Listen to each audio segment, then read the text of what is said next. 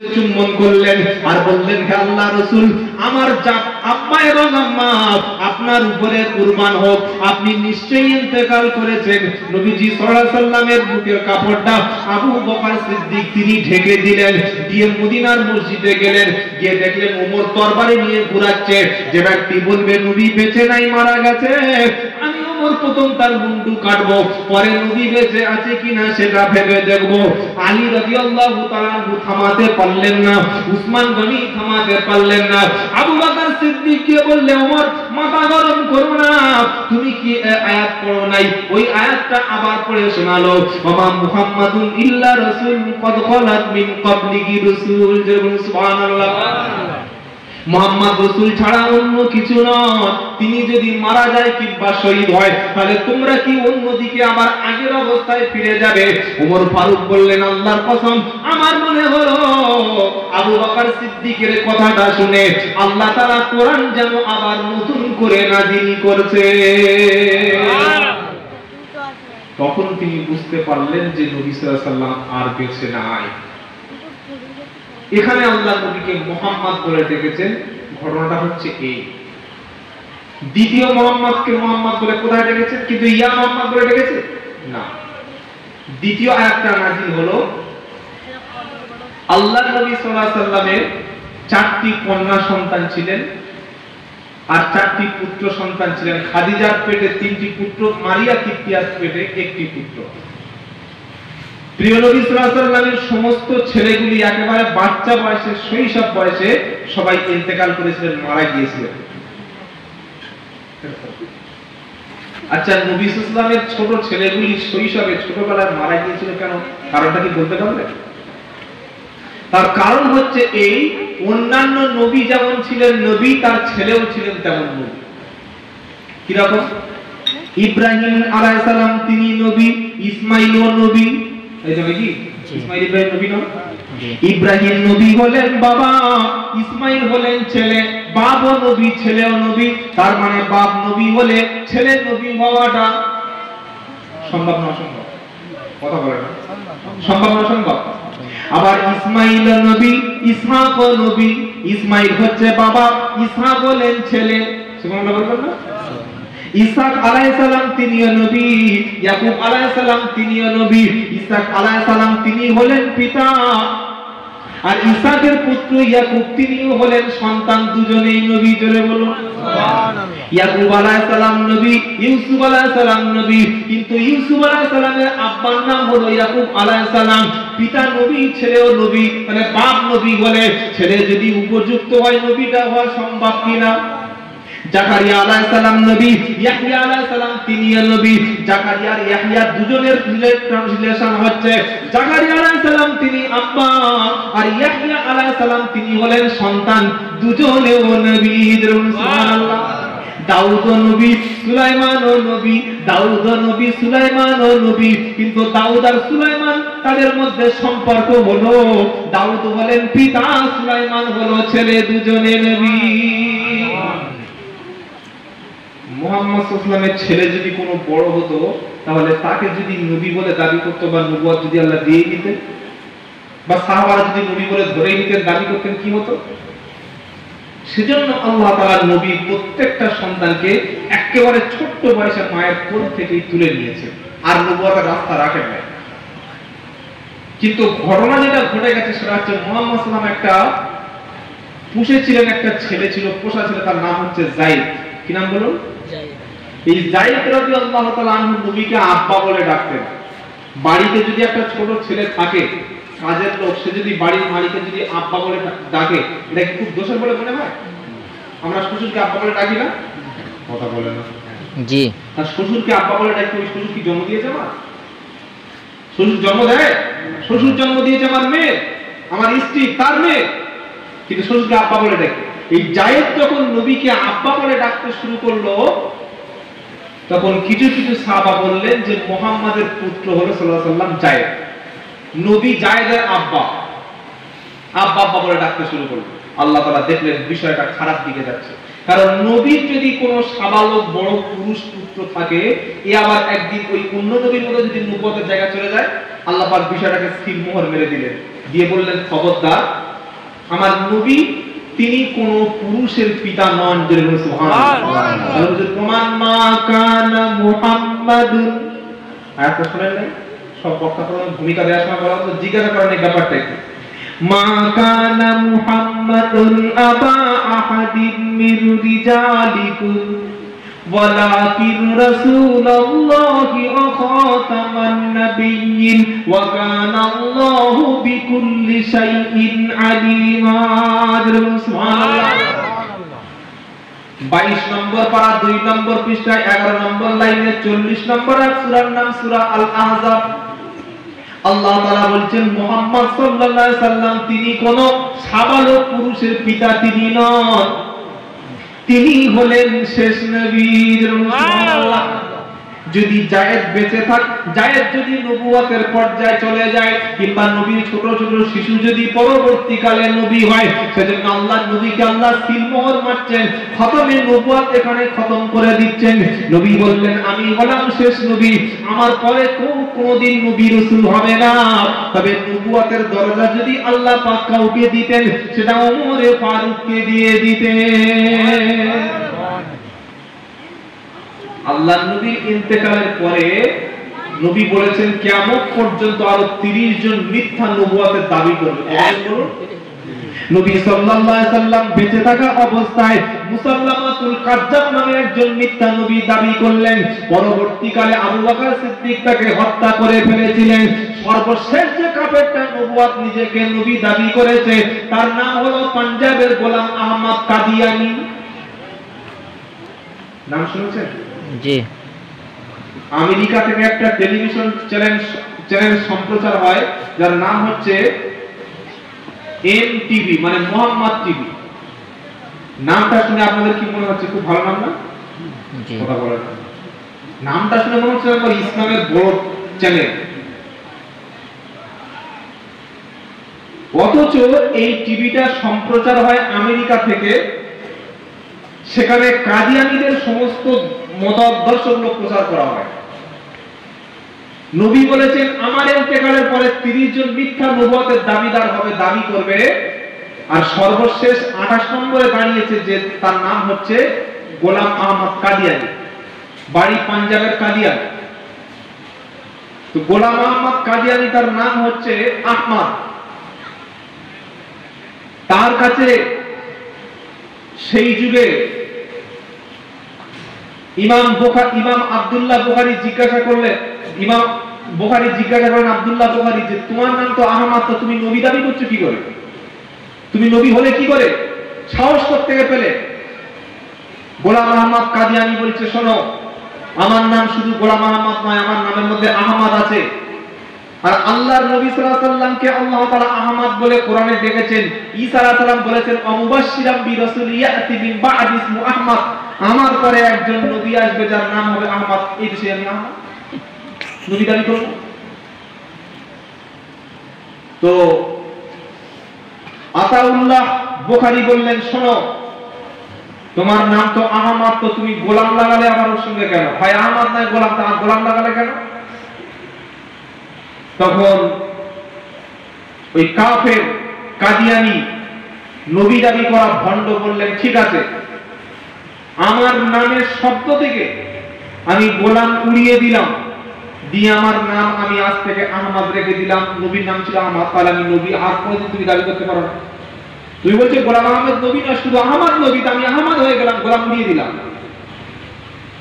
আতাউল্লাহ বুখারী রাহমাতুল্লাহ আলাইহি সেই সময় বলেছিলেন শোনো, নামের শেষে বা নামের প্রথম থেকে যদি নামের কিছু শব্দ বাদ দিয়ে আহমদ নাম দিয়ে তুমি নবী দাবি করতে পারো, নাম কেটে যদি সেখানে নাম অল্প রাখা যদি জায়েজ হয়, সম্ভব হয়, আর তুমি যদি নবুয়ত পাও, নবী যদি হয়ে থাকো, গোলাম আহমদের গোলাম কেটে আহমদ নাম দিয়ে তুমি যদি নবী হতে পারো, তোমার জন্য জায়েজ হয়। আমার নাম আতাউল্লাহ, আমি আতা শব্দ বাদ দিয়ে আমি আল্লাহ হয়ে বলছি, তোর মতো কাফেরের নবুয়ত দিয়ে না। সুবহানাল্লাহ। যুক্তি দেখছেন? যুক্তিটা বুঝতে পেরেছেন? অবশেষে এই শয়তান বেঈমান মুসলমানদের ঈমান হরণকারী গোলাম আহমেদের মৃত্যু হয়েছিল জানেন কোথায়? টয়লেটের মধ্যে, বাথরুমে পায়খানা করতে গিয়ে শেষ। নবীর মৃত্যু কোথায় হয়েছে? নাউজুবিল্লাহ বলুন। আমার মুসলমান ভাই বোনেরা, আব্বা জানেরা, আত্মীয় স্বজনেরা যারা এসেছেন, মুসলমান ইমানদার বন্ধুরা শুনে রাখুন, এই গোলাম আহমেদের অনুসারীরা আজও পর্যন্ত পৃথিবীতে বিরাজ করে, অথচ সমস্ত কাদিয়ানীরা হলো কাফের। কাদিয়ানীরা কি? কাদিয়ানীরা হলো কাফের। আমার নবীকে শেষ নবী বলে যারা মানবে তারাই বলে প্রকৃত আহলে সুন্নাতুল জামাত। বলুন না সুবহানাল্লাহ। আল্লাহ তাআলা নবীকে শেষ নবী বলে মেনে দিয়ে বলেছেন, আর এই নবীকে যারা মানবে তারা হলো জান্নাতি। বলুন সুবহানাল্লাহ। বলে হুজুর কোথায় আছে? কুল ইন কুনতুম তুহিব্বুনাল্লাহ ফাত্তাবিউনি ইউহিব্বুকুমুল্লাহ ওয়া ইয়াগফির লাকুম যুনুবাকুম ওয়াল্লাহু গফুরুর রহিম। 3 নম্বর পারা, 3 নম্বর সূরা, 13 নম্বর পৃষ্ঠা, 31 নম্বর আয়াত, 3 নম্বর লাইন, সূরার নাম সূরা ইমরান।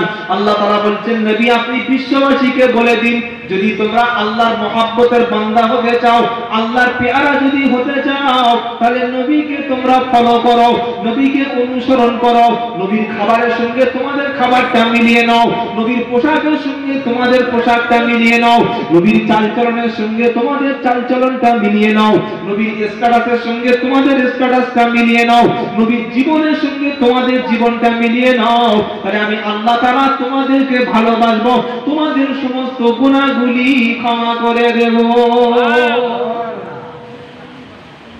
মুসলমানের ছেলে চুল কাটাটা হবে নবীর মতো, মুসলমানের পোশাকটা হবে নবীর মতো, মুসলমানের খাবারটা হবে নবীর মতো।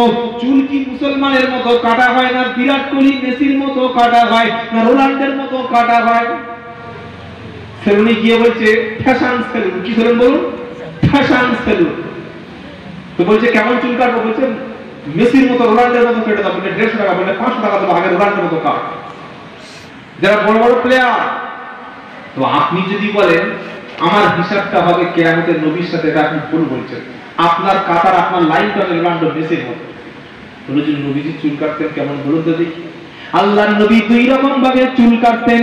নবীজি সাল্লাল্লাহু আলাইহি সাল্লাম তিনি নবুয়ত পাওয়ার পরে নবীর চুল কালো কালো ছিল, হালকা কুচকানো, আবার হালকা ইও না, একদম মিডিয়াম কোনটা।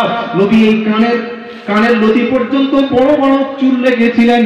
আবার কখনো কখনো প্রিয় নবী সাল্লাল্লাহু আলাইহি সাল্লাম চুলগুলো ছেড়ে ছেড়ে ছোট করেছিলেন, কিন্তু আমাদের মতো ছেলেদের মতো চুল নয়। পিছনেরটা কেটে কেটে একবার তাল গাছের চাঁচা, আর সামনে এত বড় করে মোচা। দেখেছেন না? দেখেন না? এই চুলকে হাদিসের ভাষায় বলা হয় কাজা। নবী বললেন চুলকে যারা কাজা করবে তারা জান্নাতের খুশবু পাবে না, আল্লাহর লানত। এই চুলটা কি রকম? সেলুনে চুল কাটছে মেশিন দিয়ে, এখানে ধরলো চো, এই পর্যন্ত চলে গেল, আর এবারে ধরলো চো, একদম এই পর্যন্ত চলে আসলো, পিছনে সা, এই পর্যন্ত। আর উপরের চুলগুলো উল্টে সামনে এমন করে ফেলে দিয়েছে, ও পিছন থেকে বুঝতে পারা যাচ্ছে না পুরুষ না মহিলা, পুরো হিজড়ে কোম্পানির মডেল। কি বললেন এরকম চুল আপনাদের পড়ায় নাই? আমাদের 24 করোনা অনেক এখানে আছে না, না এরকম সব ছেলেরা ভালো ছেলে বলছে ক্ষমতা এখন চুল কাটবে না বাবা, হারাম। সব চুলগুলো সমান করবে, হয়তো সামনে একটু সামান্য কিছু বড়, পিছনে একটু ছোট, এটা ঠিক আছে, কিন্তু চেঁচে চেঁচে এমন পিছনে ছাট করে দিয়েছে ছোট, আর সামনে এত বড়। আবার ওই চুল লাল, ওই চুলকে কালার করে লাল করে ফেলেছে। আল্লাহ নবী সাল্লাল্লাহু আলাইহি সাল্লাম বললেন কোন পুরুষ যদি তার চুল লাল করে কেবলমাত্র মেহেদি দিয়ে লাল করতে পারবে। ওই বেটা ছেলের চুল যখন পেকে যাবে, বুড়ো হয়ে যাবে, দাড়ি যখন পেকে বুড়ো বয়স্ক হয়ে যাবে, বৃদ্ধ যখন হয়ে যাবে, বৃদ্ধ হয়ে যাওয়ার পরে চুলকে মেহেদি দিয়ে হিজাব দিয়ে লাল করতে পারে।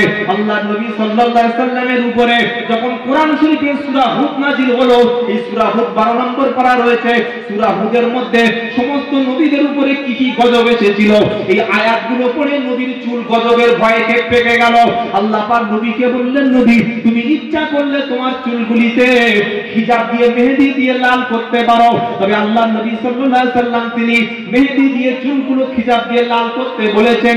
চুল কিন্তু কালো করা, সুপার ভ্যাসমল ব্যবহার করা কিংবা চুল ব্ল্যাক রং লাগানো এটা শরীয়তে একেবারে হারাম।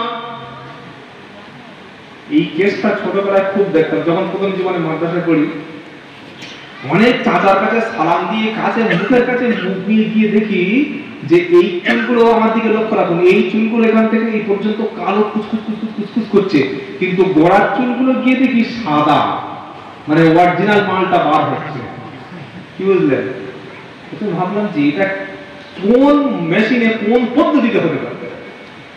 এটা কি মেড ইন ইন্ডিয়া নাকি মেড ইন জাপান আবিষ্কারের কোনো রাস্তা ছিল না। পরবর্তীকালে হাদিস পড়তে গিয়ে, হাদিস নিয়ে রিসার্চ করতে গিয়ে দেখতে পেলাম যে আসল খেলটা এই জায়গায়। নবী বলেছেন তোমাদের চুল যদি পেকে যায় তোমরা কালো করবে না, যদি করতে হয় মেহেদি দিয়ে বা হিজাব দিয়ে, খিজাব দিয়ে কি করবে, লাল করতে পারো, একটু গোলাপি মতো করবে, কিন্তু কালো করবে না। কালো করবে না কেন? কালো যদি কেউ চুলটা করে ফেলে কুচকুচে কালো হতে সাদা হয়ে গেছে, সবাই বলে যে বয়স কম, আরো একবার বিয়ে করবে। ভাবে না, ভাবে না, মানুষকে ধোকা দেওয়া হয়। সুতরাং আমার সমাজ চার বন্ধু জ্ঞানী জনেরা শুধু মানুষরা যদি কারো চুল পেকে যায় লাল করতে পারে, একটু হালকা ওই কালার ব্যবহার করতে পারেন, কিন্তু কালো করবেন না। নবী বলেছেন জান্নাতে সুগ্রাণ পাবে না। কথা মনে থাকবে ইনশাআল্লাহ, ইনশাআল্লাহ, এবং মনে থাকবে ইনশাআল্লাহ।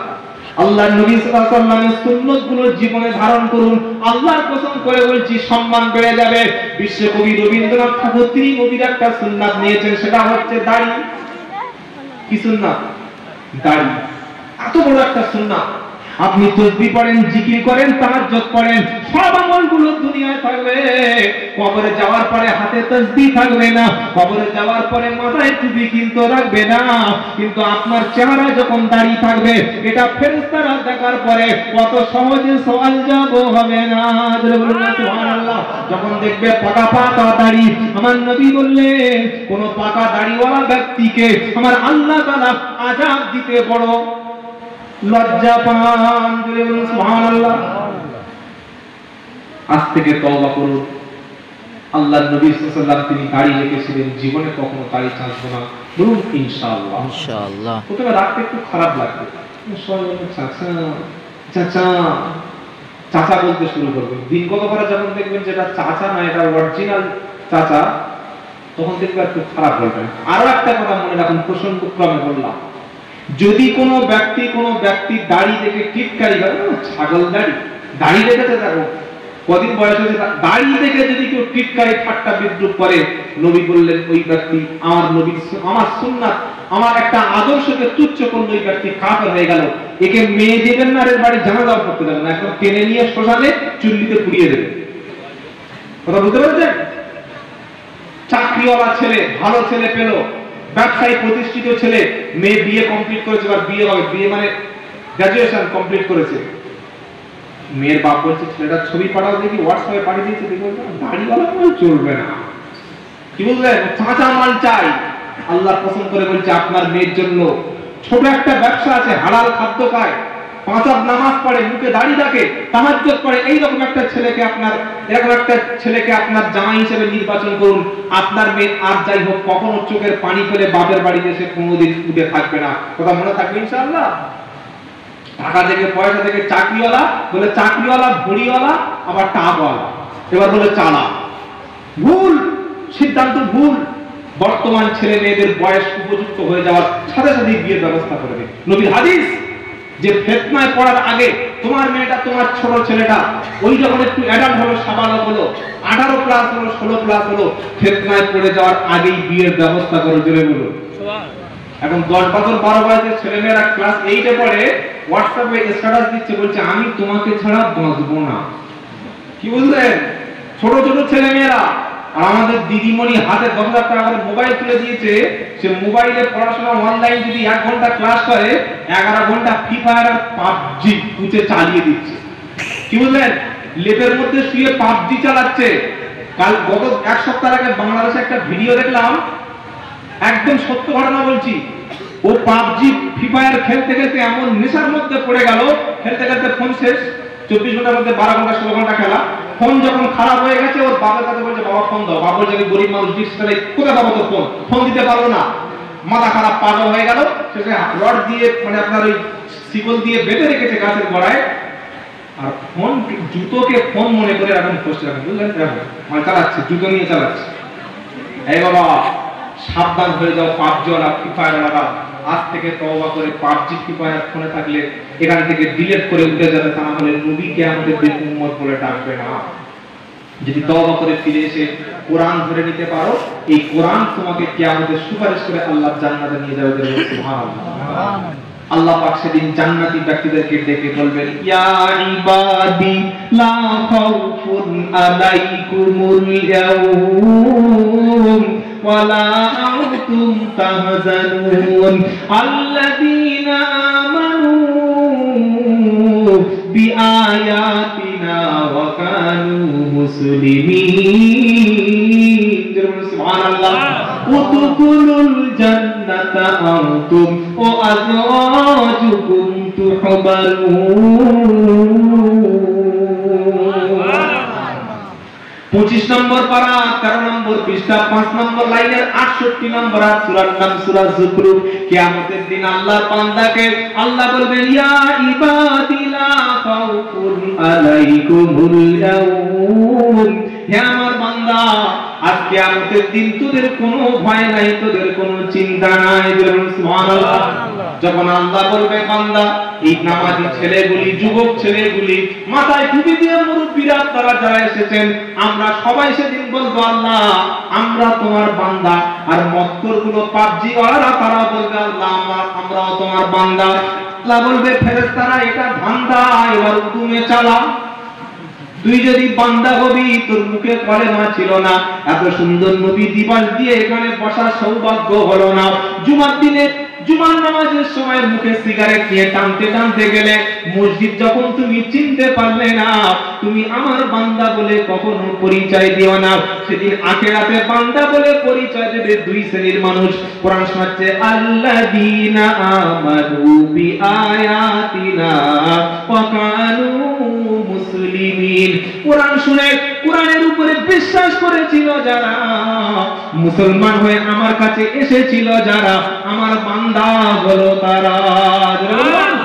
আমরা কোরআন পড়েছি, বিশ্বাস করেছি, আর মুসলমান হয়ে কবরে যদি যেতে পারি, আল্লাহ সেদিন অর্ডার দেবেন, উদখুলুল জান্নাতা আনতুম ওয়া আযওয়াজুকুম তুহবারুন। হে আমার বান্দা, তুমি জান্নাতে যাও, তোমার স্ত্রীকে নিয়ে চলে যাও। কারণ পাপ ছিল, মদ ছিল, জেনা ছিল, সুদ ছিল, ঘুষ ছিল, অন্যায় অবিচার জুলুম নির্যাতন ছিল। সবার মধ্য থেকে আমার নবীকে ভুলে গেলে না, আমার আল্লাহকে ভুললে না। আজকে আমি আল্লাহ আমার মুসলমান বান্দাকে ভুলবো না। মনে থাকবে ইনশাআল্লাহ। ছেলে বয়স হয়ে গেলে ফিতনায় পড়ে যাওয়ার আগে দিয়ে দেবে। মেয়ে বয়স হয়ে গেছে 16 বছর বয়স, ওকে একা রাখতে কোনো বাইরে একা ছাড়বেন না, তার জন্য যাওয়া জায়েজ নয়। মেয়ে 16-17 বছর বয়স, দেখছেন চলাফেরা ঠিক মতো করছে না, বেশিরভাগ সময় একা ফোনের মধ্যে সময় কাটায় আলাদা রুমে, বুঝতে হবে এই মেয়েটা পা পিছলে যাওয়ার সময় হয়ে এসেছে, শুধু সময়ের অপেক্ষা। বা বুঝতে পেরে উপযুক্ত সৎ চরিত্রের দিনদার, অল্প ছোট ব্যবসা হোক, তার হাতে যদি আপনি আপনার মেয়েকে তাকে দিয়ে দিতে পারেন, ইনশাআল্লাহ এই মেয়ে আপনার জাহান্নাম থেকে বাঁচিয়ে নিতে পারবে। আর যদি বলেন ঠিক আছে সবে তো 18 এখন 22-23 হবে না, হয়তো সে বিউটি ছোট বোন সবে এমএ করেছে, এখন 23 বছর বয়স, তো ঠিক আছে, আমার অনেক ছোট। বাপ বলছে আমার মেয়ে ছোট, আর ক্লাস 8 এর মেয়ে, একটু বলছিলাম স্ট্যাটাস দিচ্ছে তোমাকে ছাড়া বাঁচবো না। ছোট কোন জায়গায় চলে গেছে আপনি বুঝতে পারছেন না। সেজন্য করে ছেলে মেয়ে যদি পাপ করে, এর দায় কিন্তু বাপ মার ঘাড়ে চাপবে। কথা মনে থাকবে ইনশাআল্লাহ। আমার ছেলে মেয়েকে যদি নামাজ পড়ে, কোরআন পড়ে, সুশিক্ষায় শিক্ষিত হয়, ডাক্তার হয়, মাস্টার হয়, সামাজিক কাজগুলো করে, এই সমস্ত মেয়ে ছেলে, একটা মেয়ে ডাক্তার হয়েছে, মহিলাদের ডাক্তার হওয়ার খুব বেশি প্রয়োজন। ওই মেয়েটি সমাজসেবামূলক কাজ করবে, এর সওয়াবগুলো আব্বা জানো তিনি পাবেন। জোরে বলুন না সুবহানাল্লাহ। কি শোনাচ্ছিলাম যে মুহাম্মদ সাল্লাল্লাহু আলাইহি ওয়াসাল্লামকে কোরআনের দ্বিতীয় জায়গায় আল্লাহ মুহাম্মদ বলে কেন ডেকেছে প্রমাণ দিতে পেরেছি। এবার 3 নম্বর জায়গা ছিল কি বলে ডেকেছে। আল্লাহ পাক নবীকে ডাকছে, ওয়াল্লাযীনা আমানু ওয়া আমিলুস সলিহাতি ওয়া আমানু বিমা নুজিলা আলা মুহাম্মাদিন ওয়া হুয়াল হাক্কু মির রাব্বিহিম। জোরে বলুন না সুবহানাল্লাহ। নবীর নাম কোরআনে শুনছেন, জোরে বলবেন না সুবহানাল্লাহ। রাসূলকে আমরা ভালোবাসি না, বাসি না, বেশি না কম? নারে তাকবীর, আল্লাহু আকবার। হে রাসূল তোমার ভালোবাসি, অন্তর থেকে শুধু মুখে না, জান্নাতের আশায় শুধু নাই হে রাসূল, শুধু জাহান্নামের ভয় না। হবে না সুবহানাল্লাহ? আর জোরে হবে না সুবহানাল্লাহ? হে রাসূল তোমার ভালোবাসি,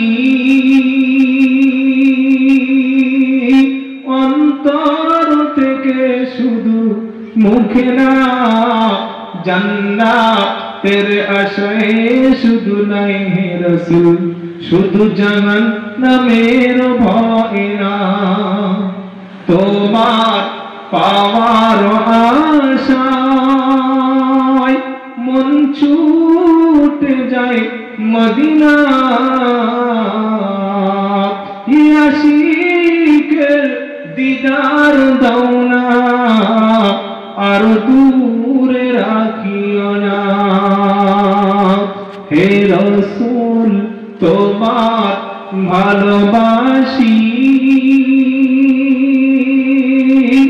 অন্তর থেকে শুধু মুখে না, জান্নাতের আশায় শুধু নাই হে রাসূল, শুধু জাহান্নামের ভয় না। আল্লাহুম্মা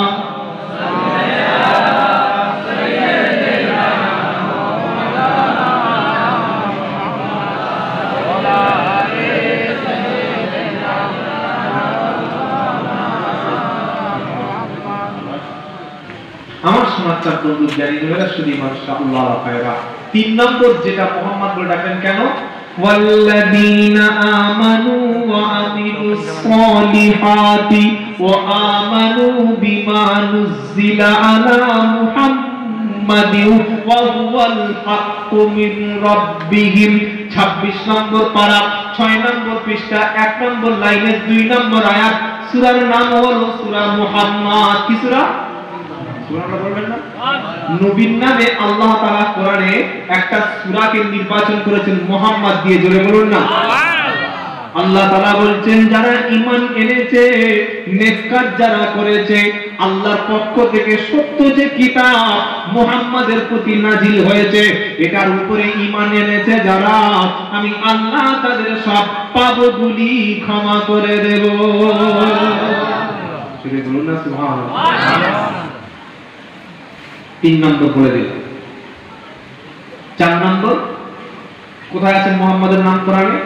এবার শুনুন, আমরা যখন কলেমা পড়ি কি পড়ি? লা ইলাহা ইল্লাল্লাহু মুহাম্মাদুর রাসূলুল্লাহ, মুহাম্মাদুর রাসূলুল্লাহ সাল্লাল্লাহু আলাইহি ওয়াসাল্লাম। আচ্ছা, আমরা যে কলেমা পড়ছি বা দরুদ পড়ছি, সাল্লাল্লাহু আলাইহি ওয়াসাল্লাম বলছি, এটা দরুদ বা কলেমা। আপনাদের এই জায়গার নাম কি? শীতলপুর। এই দরুদটা, এই কলেমাটা শীতলপুরে থাকবে না, এটা ফেরেশতারা ট্রান্সফার করে এখান থেকে কনভার্ট করে মদিনায় পাঠিয়ে দেবে। তাড়াতাড়ি বলতে পারবেন? আমার নবীজি বলেন, যদি কোনো আমার উম্মত আমার রওজার কাছে এসে দাঁড়িয়ে আসসালাতু আসসালামু আলাইকা ইয়া রাসূলুল্লাহ বলে, কিংবা দরুদ যদি পড়ে, আল্লাহ তাআলা আমাকে ক্ষমতা দিয়েছেন সেটা আমি নবী নিজে কানে শুনতে পাই। সুবহানাল্লাহ, জোরে বলবেন, জোরে বলুন। কেউ যদি হুগলি শীতলপুরে বসে, আরামবাগে বসে, কিংবা কাশ্মীরে বসে, আফগানিস্তানে বসে, বাংলাদেশে বসে, শ্রীলঙ্কায় বসে যদি আমার নামে দরুদ পড়ে কিংবা আমার নামে দরুদ পাঠিয়ে দেয়, ওটা ডাইরেক্ট আসে না, বরং ওটা ফেরেশতারা নিয়ে যে দরুদ পড়েছে তার বাপের নাম, তার সমস্ত আইডেন্টিটি আমি নবী আমার কাছে পরিচয় করিয়ে দেয়। আপনি এখানে বসে আছেন, দরুদ ফেরেশতারা পৌঁছে দিচ্ছে, এটা শুনে অনেক শিক্ষিত ছেলে বলছে, এই পাগলা মাল 24 থেকে কে এনেছে ধরে একে পয়সা দিয়ে? এই বাবা, আপনার বন্ধু রয়েছে কোথায়? কাজ করতে গেছে দিল্লিতে, গিয়ে বলছে ভাই ফেসে গেছি, টাকা নাই, 1000 টাকা ফোন পেতে পাঠিয়ে দে, পেটিএম। কত টাকা? 1000। কত টাকা? 1000 টাকা। আপনি এখান থেকে নাম্বারটা মেরে ক্লিক করলেন, সেন্ড করলেন, 1 সেকেন্ডের মধ্যে টাকাটা কোথায় গেল? কোথায় গেল? দিল্লি। তো দিল্লিতে আপনি গিয়েছিলেন, 1000 টাকা কি নিজে হাতে নিয়েছিলেন? একটা নাম্বার সিলেকশন করে ক্লিক করলে যদি 1000 টাকা আপনার ভাইয়ের অ্যাকাউন্টে, বন্ধুর অ্যাকাউন্টে ট্রান্সফার, এটা যদি দুনিয়ার মানুষ করতে পারে, আল্লাহ তৈরি ফেরেশতারা 1 সেকেন্ডের মধ্যে আমাদের দরুদগুলি নিয়ে আল্লাহর নবীর রওজা মোবারকে পৌঁছে দিতে পারে। এটা বিজ্ঞানের যুগে বিশ্বাস করা সহজ না কঠিন বাবা? আগে বললাম সব কি বলছি ভুলভাল, কিন্তু এখন বিজ্ঞান যতটা আপডেট হবে, 2G থেকে 3G, তারপরে 4G, আপনাদের ফোনগুলো যে সিমগুলো যে কি চলছে কথা বলে না, 4G, এরপর আসবে 5G, তারপরে 6G, তারপরে কিয়ামত জি। জি মানে জেনারেশন, হাসির কথা নয়, কি বুঝলেন? 4G, 5G, 6G, 7G, তারপরে কিয়ামত জি। কিয়ামতের জেনারেশন হিসেবে আর কিছু থাকবে না। কতটা যুগ আপডেট হয়েছে। আল্লাহ তাআলা ফেরেশতারা 24 ঘন্টা এখানে আছেন, যারা আপনার নাম, আপনার বাপের নাম নবীর সামনে গিয়ে বলছে, রাসূল ওই শীতলপুর জলসায় বসে বাপের নাম ওই তার ছেলে আপনার উপরে দরুদ পড়েছেন, জোরে বলুন না সুবহানাল্লাহ। সেজন্য যখন কলেমা পড়বেন, দরুদ পড়বেন, অন্তর থেকে পড়বেন। কলেমার শেষ শব্দ কি? মুহাম্মাদুর রাসূলুল্লাহ, জোরে বলুন। এই কলেমার শেষ শব্দটা রয়েছে কোরআনে, জোরে বলুন না সুবহানাল্লাহ। দলিল ছাড়া 24 পরগনা থেকে এমনি এমনি আসি নাই। আল্লাহ তাআলা বলছেন মুহাম্মাদুর রাসূলুল্লাহ, এটা কোরআন, এটা কলেমা নয় কিন্তু, এটা কোরআন বলছি। মুহাম্মাদুর রাসূলুল্লাহ ওয়াল্লাযীনা মাআহু আশিদ্দাউ আলাল কুফারি রুহামাউ বাইনাহুম তারাহুম রুকআন সুজদান ইয়াবতাগুনা ফাযলাম মিনাল্লাহি ওয়া রিদওয়ানা সীমাহুম ফি উজুহিহিম মিন আসারিস সুজুদ।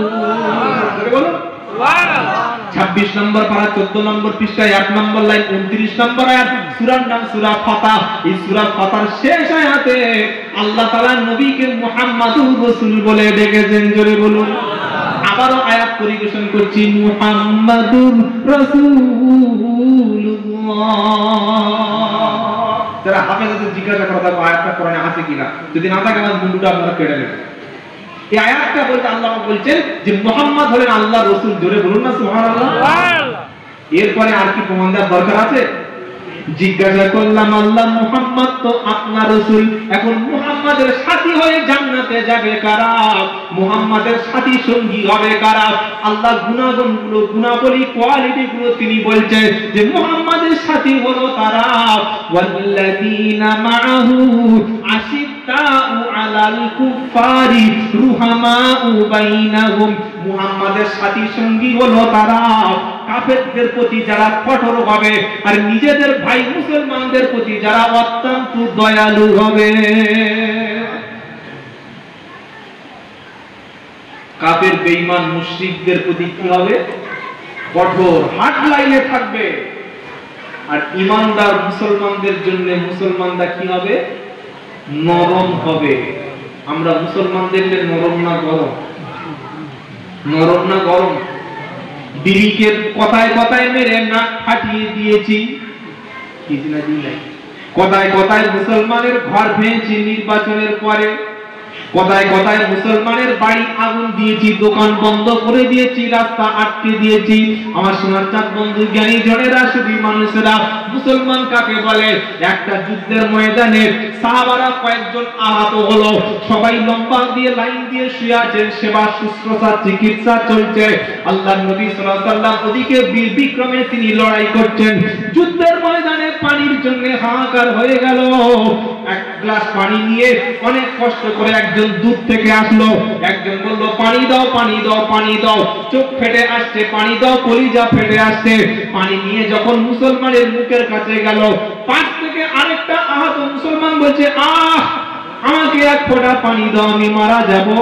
প্রথম জন ব্যক্তি কলিজা ফেটে যাচ্ছে, বলছে না আমার দিতে হবে না, আমার ভাইকে দাও। ওর মুখের কাছে যখন পানি নিয়ে গেছে, আবার তারপরের আহত মুসলমান বলছে উফ কলিজা ফেটে গেল। দ্বিতীয় মুসলমান বলল তৃতীয় ওর কাছে নিয়ে যা, আমার চাইতে মনে হয় ও বেশি তৃষ্ণার্ত। তৃতীয় জন মুসলমানের কাছে যখন পানি নিয়ে গেছে, পাশ থেকে আওয়াজ এলো ও আমাকে একটু পানির ব্যবস্থা করো। তৃতীয় জন মুসলমান বলল আমার চাইতে বেশি তৃষ্ণার্ত চতুর্থ জন ওনার কাছে নিয়ে যাও। ওর কাছে যখন নিয়ে গেল, এই তিনজন শহীদ হয়ে আল্লাহর জান্নাতে কাউসারের পানি পান করে নিল। বন্ধু, এটা হলো মুসলমান। আর আমরা ভাইয়ের সঙ্গে কথা বন্ধ করে যারা আছি, এরা হলো খাঁটি বেঈমান।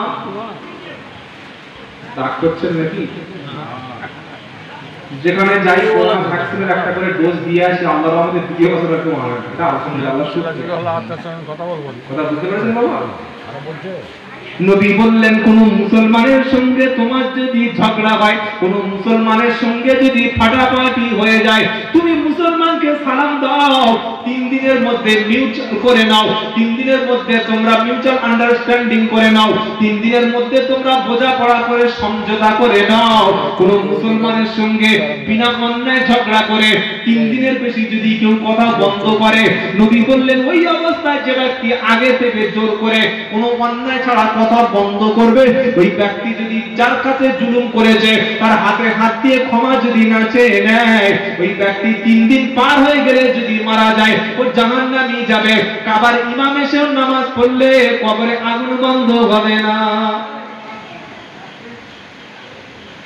চাচাতো ভাই ভোটের সময় তৃণমূল করেছে, আমি কংগ্রেস বা আইএসএফ বা সিপিএম বা ফরওয়ার্ড ব্লক বা বিজেপি আইসিসিআই যাই একটা করেছে।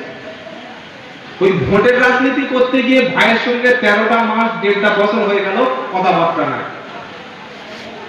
মুসলমান আছি কিনা এটা আমি বলবো না, ওটা আপনি আজকের জলসা থেকে ফিরে গিয়ে একটু ভাববেন বাড়িতে যে সত্যি হুজুর নবী সাল্লাল্লাহু আলাইহি ওয়াসাল্লাম বলেছেন 3 দিনের বেশি কথা বন্ধ রাখা জায়েজ নয়, আর এটা শুধু কয়েক মাস হয়ে গেল কথা বলি। আল্লাহ আমাদের সবাইকে মিলেমিশে থাকার তৌফিক দান করুন, বলুন আমিন। আমিন। আমার সমাজচার বন্ধু জ্ঞানী যারা রাষ্ট্রপতি মানুষ আল্লাহ ভাইরা, শোনাচ্ছিলাম কি মুসলমান